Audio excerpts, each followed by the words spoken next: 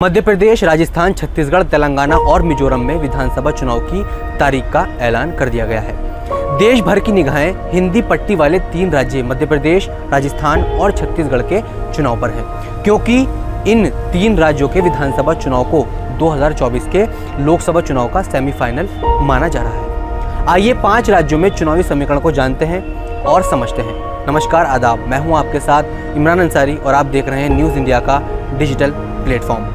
राजस्थान में विधानसभा की कुल 200 सीटें हैं। साल 2018 में कांग्रेस 100 सीटें जीती थी और बीजेपी को 73 सीटें मिली थी।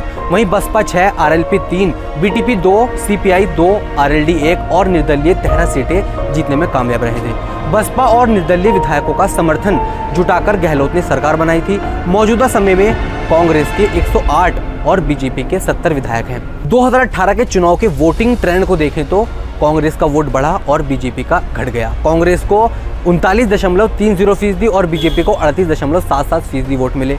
इस तरह से दोनों के वोट प्रतिशत में बहुत ज़्यादा अंतर नहीं है, लेकिन सीटों में बहुत ज़्यादा फर्क सामने आया। राजस्थान के चुनावी रण में मुख्य रूप से कांग्रेस और बीजेपी के बीच ही मुकाबला रहा है। इन दोनों प्रमुख दलों के अलावा Baspa, RLP, Sapa, BTP, left और आरएलडी जैसी तमाम क्षेत्रीय पार्टियां भी अपनी किस्मत आजमा रही हैं। इसके अलावा आम आदमी पार्टी और ओवैसी की पार्टी भी है। राजस्थान में 3.5 दशक से सत्ता परिवर्तन का ट्रेंड चल रहा है, यानी हर 5 साल पर कांग्रेस और बीजेपी के बीच सत्ता बदलती रहती है। मौजूदा समय में अशोक गहलोत की अगुवाई में कांग्रेस की सरकार है। ऐसे में बीजेपी को अपनी वापसी की पूरी उम्मीद दिख रही है। अगर बात करें मध्य प्रदेश की, तो मध्य प्रदेश में कुल 230 सीटें हैं। साल 2018 में चुनाव में कांग्रेस 114 सीटें जीती और बीजेपी 109 सीटें जीत सकी। इसके अलावा बसपा 2, सपा 1 और 4 सीटें निर्दलीय प्रत्याशी जीते थे। मध्य प्रदेश की सियासत में 15 साल के बाद कमलनाथ की अगुवाई में कांग्रेस ने सरकार बनाई थी, लेकिन 15 महीने बाद ही सरकार गिर गई।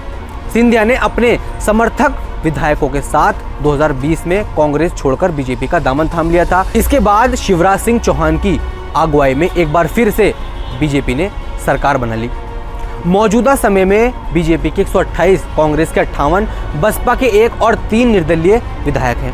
मध्य प्रदेश में भी विधानसभा चुनाव के मुख्य रूप से बीजेपी और कांग्रेस के बीच ही मुकाबला होता रहा है। इन दोनों प्रमुख दलों के अलावा बसपा, सपा, आम आदमी पार्टी और ओवैसी की पार्टी भी मैदान में उतरी है।